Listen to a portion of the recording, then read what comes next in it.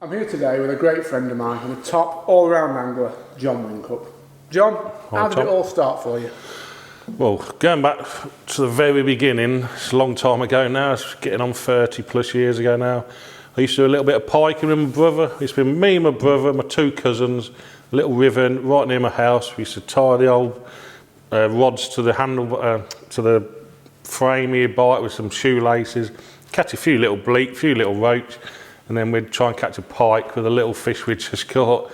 And that's how it all began, really. That's the first memories of fishing, really, is catching a few tiny little fish and then trying to get we never caught pike bigger than 5 or 6 pounds, but they were massive back then. And that is how it all started, yeah, at the very beginning. I mean, as long as I've been fishing and more importantly reading about fishing, I read articles by you and about you long before I ever met you.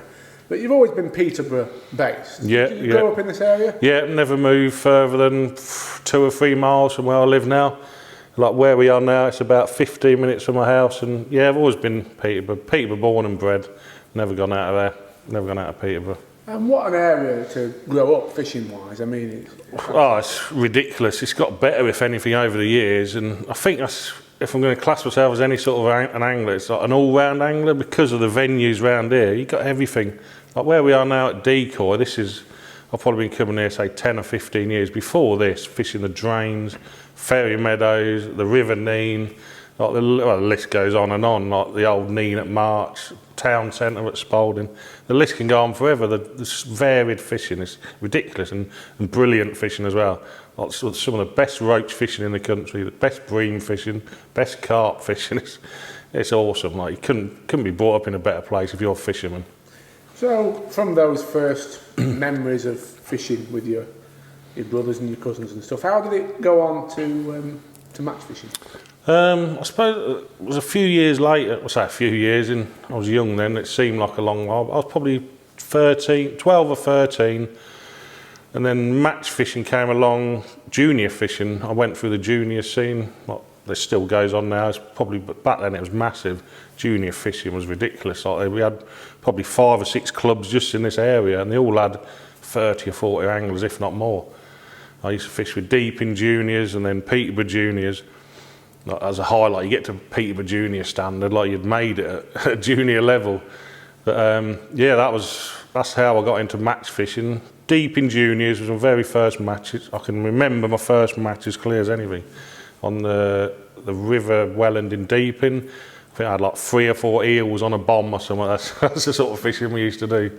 But yeah, that's a few years ago now, but that's how it all match fishing started, yeah. Awesome. And from there, I mean, obviously you progressed quite quickly in the sport. I don't mind saying that it was quite early on in the DHP archives. I looked through and I saw a picture of a very young-looking Jon Whincup in Essex County colours, catching some fish somewhere around here. So you quite quickly made the progression as an adult into high-level team fishing. Yeah, well, Essex County came after, I suppose I jumped from Peterborough juniors to Peterborough seniors, where I had about, rough guess, 10 years maybe not that long, it's hard to remember now, but it was Peterborough juniors, and then at that time Essex were the team, like they were the best team in the country. To get asked to fish for Essex was like, I'm like a young lad, I say young, what would I be, late 20s, get asked to fish for Essex County. It was like as good as being asked to fish for England, really. Yeah. It was like, you've made it basically. It's like a dream come true sort of thing. And like I say, them features, I remember doing them. Yeah, I think on a river or drain round here somewhere. I remember going out a couple of times and with like DHP, and yeah, I can remember doing the features clear as anything. But yeah, they were the team. Essex County, what a team. Oh, ridiculous. All the anglers are still fishing now, competing and winning, and like, yeah, awesome team. Ridiculous. Just talk to me a little bit about your time with them then, and the things you won, and what you would say your happiest memories were. Oh, I'd say a lot of my happiest memories in fishing are team fishing. And like, off the top of my head, I joined just as they won the Angling Times Winter League 3 years on the trot. And I joined at the end of it. I think the 3rd year I fished, and they just won it the 3rd time, and it was like ridiculous. We won the Angling Times Winter League 3 years on the trot.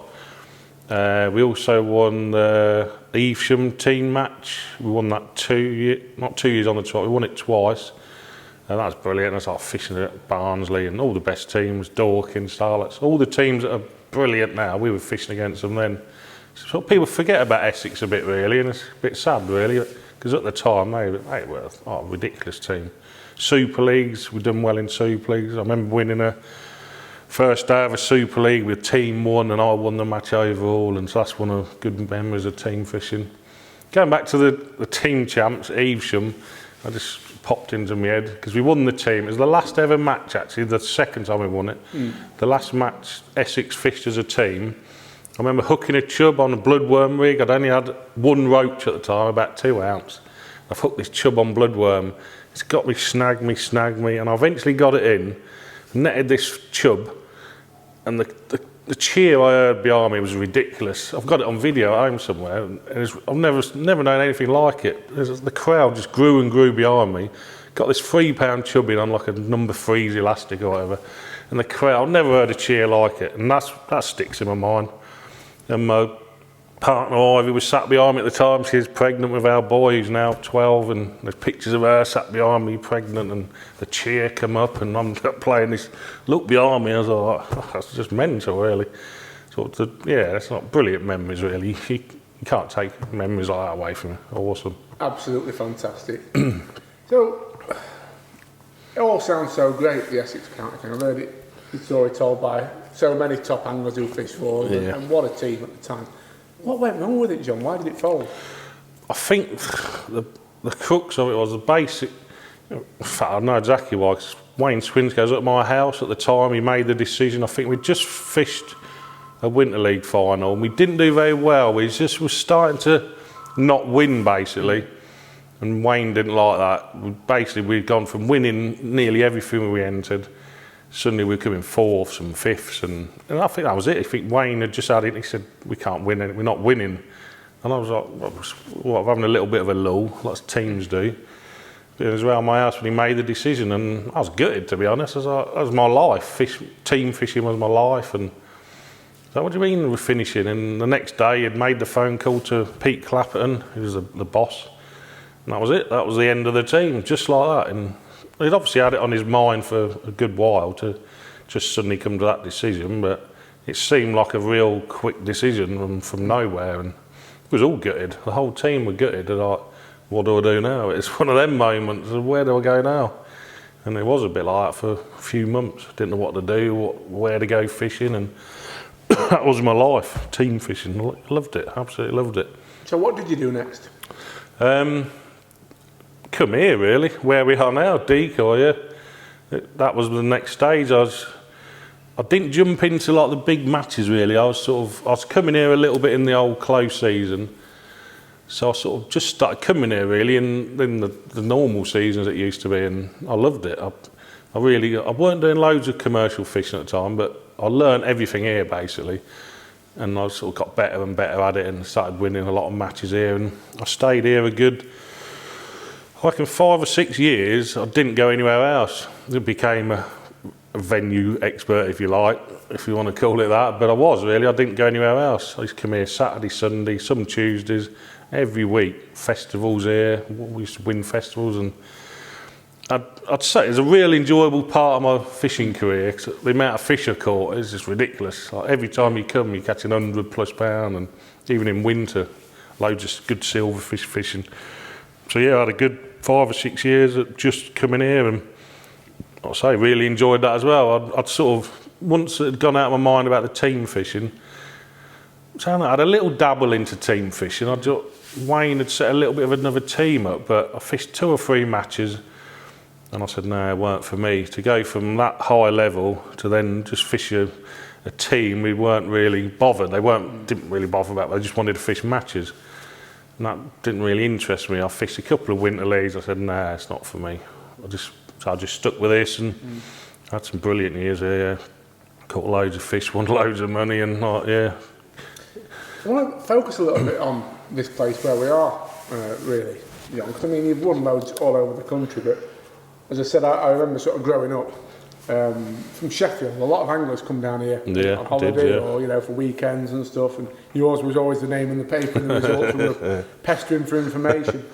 What is it about Decoy Lakes that makes it so special? I don't know. It's just something about the place. It's the fishing. The fishing's so varied. You don't know what you're going to be fishing for. You don't know what method you're going to be fishing. But the whole place, it's just a lovely place. I've always loved coming here, and you always feel welcomed here. And it's just, I don't know. It's something it's in my mind now. It's just, I can't leave it. I love it here. I still do now. I don't come here as much as I used to, but I still love coming here. It's magical. There's something magical about the place. And it's true. You look around the country, and there's probably 5 or 6 venues that have really made it as destinations for anglers to come and stay and go away to.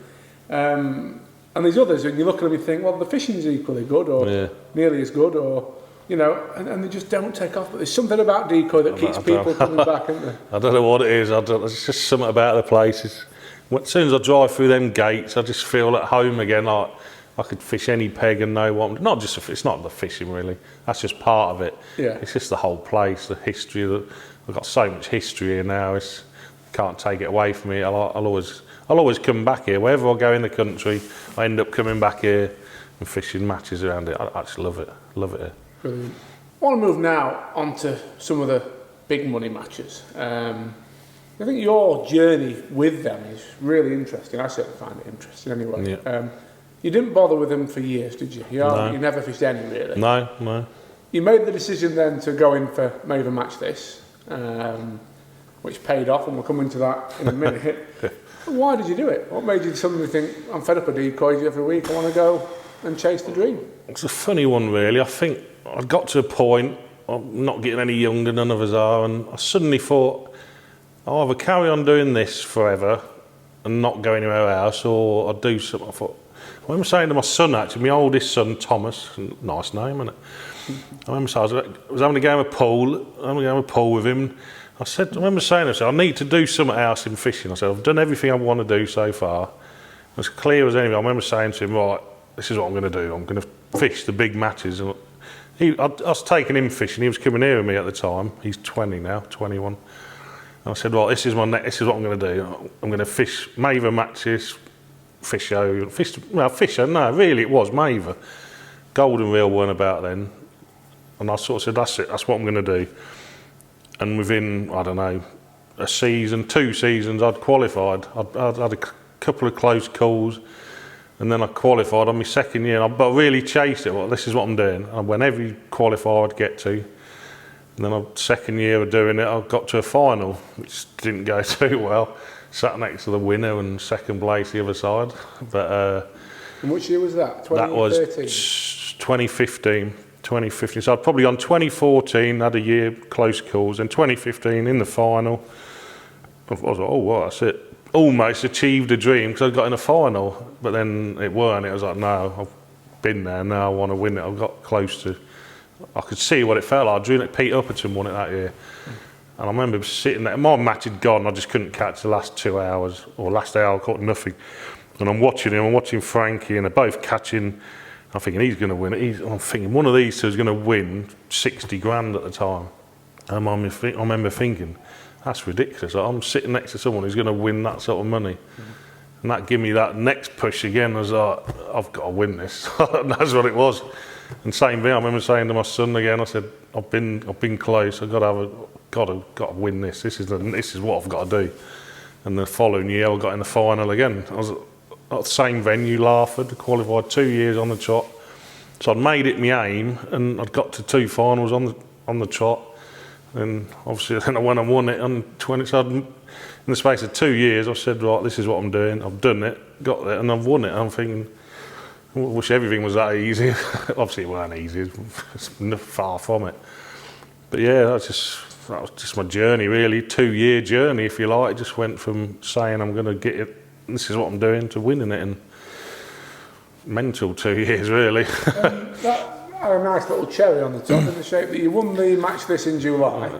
Yeah. August, was it? And then you won the Park Dean in October. Yeah. I think it's September, that's early September, the Maver. And then the Park Dean was about 3 or 4 weeks after. So I was like, my head's still spinning. I've just won the biggest match, the most ever money won in match fishing. And then I've got to get myself ready to go to Whiteacres for 2 weeks. That was hard enough as it was. And then to go there and get in the final and win that as well, that's just ridiculous. It was like, just carried on, the year just carried on, and I was like, this is what's going on. It's one of them years. Stupid, really. Great memories. Ridiculous memories. I remember filming that final. I was doing some Facebook Live, as I remember, creeping around. Yeah, I remember. Yeah. Testament to your character. He's winning the match, but we didn't know how close it was, did we, at the time? No, not at all, no. I'm coming down with the camera and creeping around, thinking I don't want to disturb him. And I've got to him with the camera and gone, all right, Tom, come up here, come close. What's happening? And he's talking, chatting away, just catching these carp. Another 25 grand in the back pocket. Rather large carp, yeah, that's just mad, really. I say, like, people watch it afterwards, and they said I've run away with it with 2 hours to go, but no one knew that. No. I'd love to have known that, but I didn't know that at all. An hour to go, I'm still fishing for every bite. Don't miss a bite, don't lose a fish. But yeah.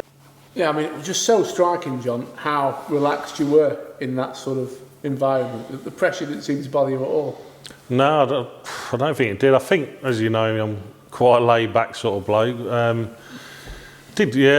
was feeling the pressure. But early on, I was that match. First 2 hours, I felt the pressure. I was losing fish, and I knew you didn't want many fish that day to do well. I'd probably lost 3 or 4. They're all big carp, and I was feeling it early on. But later on, I didn't know I was winning, but people's rumours on the bank I was quite clear, but I still weren't having it. I was still like, I'm fishing as hard as I could ever fish, really.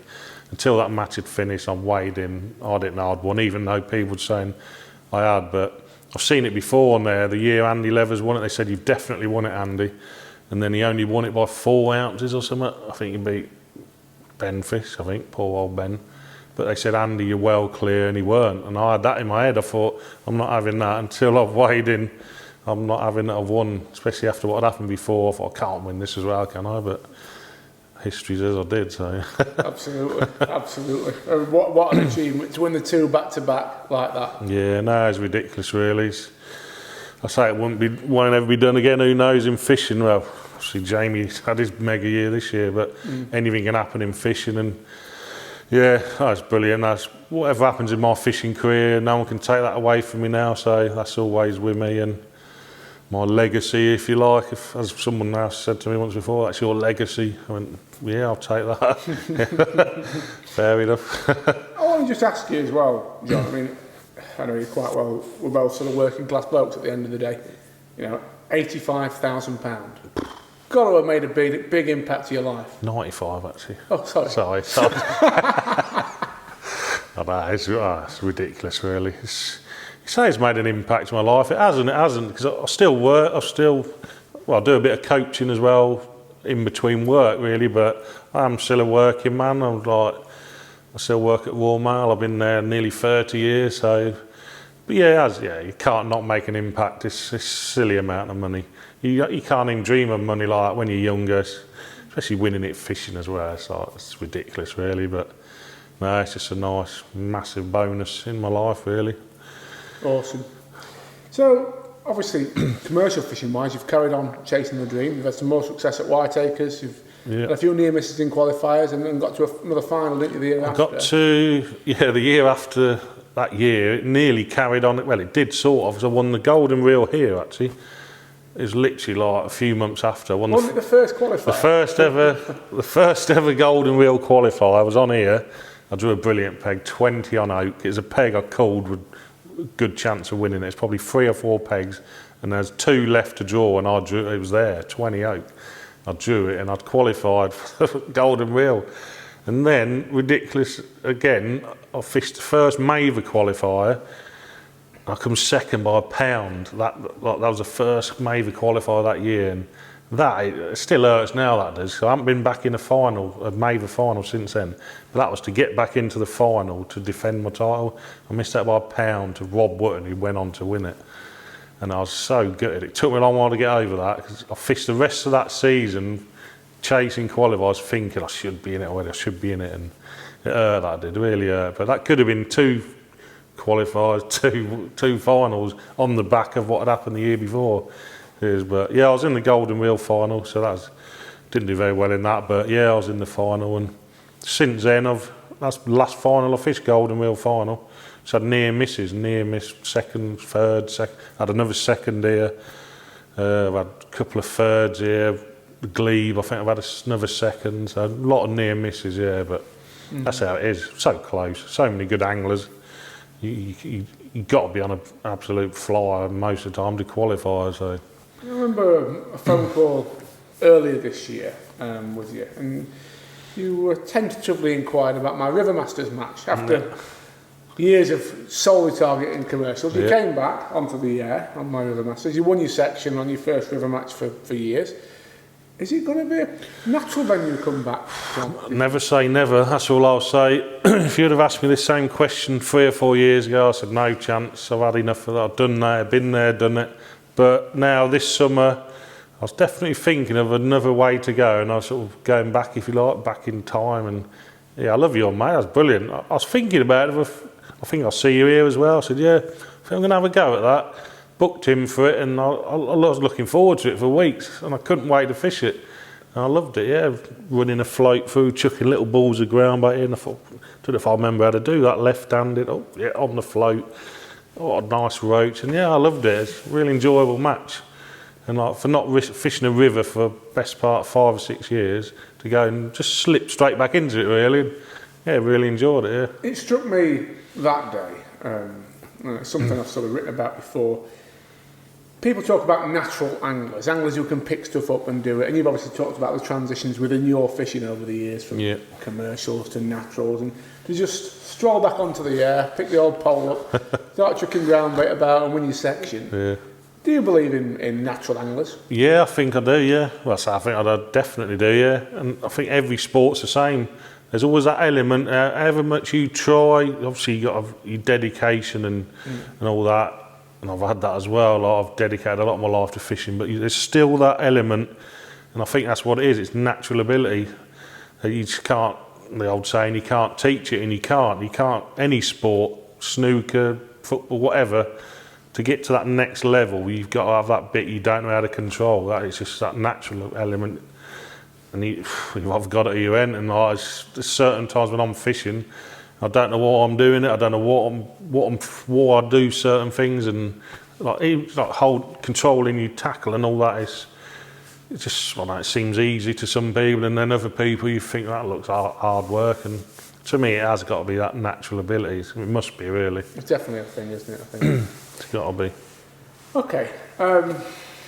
What can I say? Massively successful career up to now, and it's by no means over. You're still relatively young as match anglers go. What's next, Jon? What do you want to do next? I'm still a bit undecided, really. If I was going to say anything, I'm still chasing the qualifiers. That's what I've been doing all summer. I'd love to get back to Maver final. I'd love to be the first person to win it twice. There's been some near misses. People have had some near misses. I suppose there is that. There's still that side, but Fisho, I think Fisho's got to be. I've never really chased Fisho. I wouldn't say I've been that mad on it, but this year was the first time I watched Andy Bennett win it. Well, not at there, I was at home, and to see him win that, and knowing him well as he's good friends of ours, and knowing him what it meant to him, and I've never actually been to a Fisho. I've never soaked up the atmosphere and all that. But they reckon it's incredible. Oh, it's ridiculous, isn't it? And so if I was going to say anything, I'm looking towards that. Yeah. That's very for me. I've obviously attended a lot of big finals with work. I've been lucky enough to fish in a few of them myself. I've never fished a Fishermania final, but I was invited to Bankman for Jordan this year. That's right. Yeah. And I was a bit blown away by it, to be honest. As I said, compared to some of the other finals, the atmosphere there is like, wow. I don't know what it is, whether it's a Sky thing or what it is, but there's something about it in there that's electric. I think it must be that, like you said, the Sky. I think it's putting fishing into another category, if you like, with other sports, isn't it? Yeah. And it's got to be, wow. I'd say, yeah, I've got to have a proper go at that. I've never devoted a lot of time to it, but I think this year, I need an aim. I've always needed an aim in fishing. And I've had, let's say, different parts of my career, and I've always had a main aim, and then so far, I've been lucky enough to do all my ambitions, if you like, and so yeah, I think that's going to be the next one, hopefully. I want to talk briefly about the controversial subject that is sponsorship. Oh. Minefield of the sponsorship. You've been sponsored for about last 8 or 9 years from Frenzy and now obviously Browning. Yeah. And before that with Vandenheim, were you? I've been with Vandenheim for quite a few years before that. Yeah, I was with Fox Match. I was with them for a few years with Mark Pollard. And What's your take on it, John? What's your take on the modern sponsorship as an aspect of the tackle trade? It's changed a lot, and everyone will know sponsorship has changed a lot. To me, when we was growing up, it was for the very elite. There's no doubt about it. You got a sponsorship. Oh, I'd never got one when I was younger, 20s, teens, early 20s.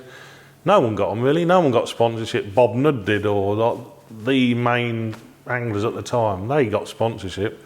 They were like the England team and that sort of thing.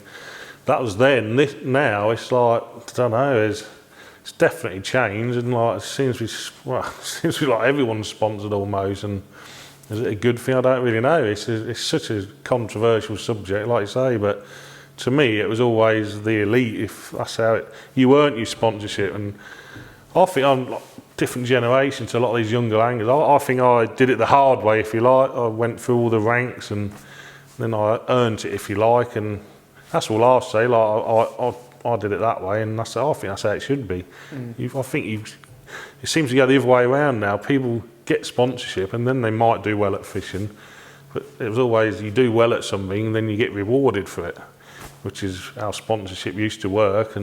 But it's just different nowadays, isn't it?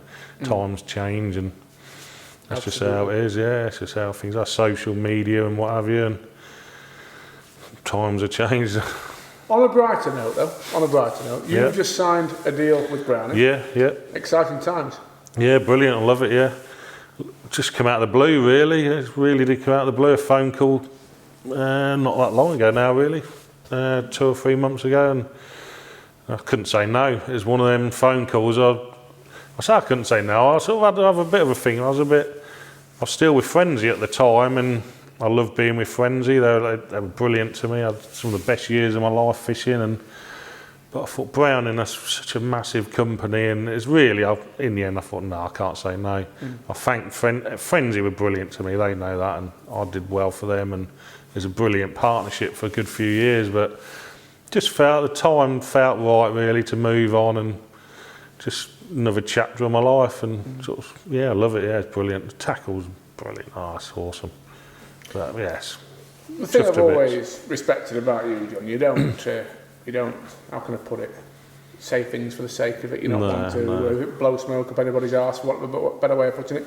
What do you like at Browning? What products have you seen? 2 products that you've seen and you've gone, wow, that's really good. So, well, for starters, the pole. I see the first one, I was here actually, Johnny, who runs a fishery, showed me the first veer, the 0G, the F1. I was like, oh, what a pole. In fact, that was the time I weren't with it. I hadn't made my mind up. And I had a look, it was in the garden out here, and I picked that up. And I was like, I've had some good poles in my life. And I felt that, and I was like, this is ridiculous. 16 metres, like, it's just one-handed. And I'm not a small bloke, I could hold a lot of poles, but I was just like, what a pole. I just couldn't believe it. I got the upgrade, well, not upgrade, a little bit stronger, the PT Plus. That's the one I'm using now, which is a little bit like, it's a bit more man's pole, if you like. There's a bit more to it, and it's just probably a bit more for me, really. I can be a bit clumsy at times. But the pole, both of them poles, just ridiculous, really. I've seen a lot of good poles in my time, but not like saying, not just saying it for the sake of it. It's just mad, yeah. Awesome poles. Well, I always like to end these interviews with a controversial question, as you know. Cheers. Today, I'm going to spice things up a bit, because we've ignored a big part of Jon Whincup's character, as far as I'm concerned. This man is as much of a legend in the bar and the pub as he is on the bank. We've enjoyed many a good night, haven't we, John? We've had a couple, haven't we? All right, so you're having a night out. You can invite 6 anglers. 6 anglers. And it's going to be the best night out ever. You can go anywhere, you can do anything, it's all paid for, and you want to have the best fun night. And then I want you to tell me which 6 you'd invite and why. 6? the best anglers or just For characters? the best fun, for the best fun night out. Really, yeah. Your top 6 ultimate angling characters for a night out. Well, a lot of them now, I'm trying to think now, but a lot of them are probably friends of mine already. Let's think of some people. Work up start at 6th and work up to 1st. Come on. 6th. I'll tell you, he's a good. Well, they're all going to be fishermen, obviously. Andrew Quarmby, what a lunatic! But he's a laugh. He's such a good laugh. He's a real nice lad, and a lot of my mates they're all a bit stupid. A lot of the people I end up with for some reason, I don't know what that is, but they all like a drink. They all like a laugh. That's often how it works out. They're all the same sort of characters, if you like, and Absolutely. yeah. So Andy Quarmby, I'll put him in there. I've got to say Tom Edwards. I've got to put him in there. Tom Edwards, my little Your apprentice. legacy. Yeah. Not only is he a brilliant angler and he's already doing things in fishing, but he's just mad. He's mad. He loves it. He's a young lad. He's kept me going, really. He's given me a bit of a new lease of life, if you like, and he has a couple of double vodkas and that's it. He's like, he's a lunatic. But he's such a laugh. You have such a good time with him and that, and yeah, he's brilliant, really. Number 4. Number 4. If I said Tom, I've got to say Tony as well. Me and Tony Evans, I can't leave Tony out. We've had too many nights out together to leave him out, really. I don't know, we just like get on so well and that. Go to Whiteacres together all the time, and we're always the first in the bar, the last out of the bar. So yeah, I can't really leave Tony out. But yeah. Number 3. How many we got left? 3. Oh, who else can we say? Past and present, by I was going to say, yeah, I'm going to say. Have to be current drinkers, you know, there could be people who are no longer with us or anything. I was going to say, there's some anglers that I'm going to finger them when I get home now, and it's going to be one of them things. I always put people on the spot. So. Yeah. I'll put yourself in there, Tom. Yeah, you can have a chair at the table. Yeah. Oh, I don't know how to keep up, John. I don't know. I think you do all right. Yeah, you can have a chair. Go on then. So you've got 2 left. I've got 2 left. Oh, what else can we have? This is getting hard now, isn't it? Past. I'm trying to think of some past. Yeah, there's some anglers. I'll tell you, he was a real funny lad. Simon Fadden. Do you know Simon Faddy? I heard the name. Yeah. Absolute lunatic. He's such a funny lad. He's not past, he's still here, but he's such a laugh. Brilliant. So that's 5, you've got 1 more. Your number 1 spot, John, who's it going to be? Who's going to have the number 1 spot? That is a tough one, isn't it? Well, you know, I can't even think of one. Who'd be the main man? There's some anglers about that you just think, I want to go out there. You want them to be your mates, don't you? I'm trying to think now. There's a lot of them go to Whiteacres, really. Whiteacres is a hotbed for this sort of thing. Yeah, it's a bit of a hotbed. I might have to get back to you on that one. Because he's got to have Get back to me, right, John? He's got to be number 1. I don't know. Who can I say? I'll tell you, in fact, we do have a beard here. Lee Kendrick. I mentioned his name to you earlier, didn't I? Yeah. And I met him at Whiteacres in the springtime this year. And we just gelled for some reason. And we were just on the same wavelength and just had a right laugh every night, a few beers every night. And yeah, I think you get that group together. Yeah, Lee, he's sound, but we're all good lad. Keen as mustard at fishing, and yeah, he's a top lad as well. Good laugh. Awesome. Well, that's your top 6. John, it's been an absolute pleasure talking to you. And you, Tom. I'm sure we'll have plenty more pints to enjoy at Whiteacres. I'm sure we will. Over coming years. Thanks, mate. Cheers.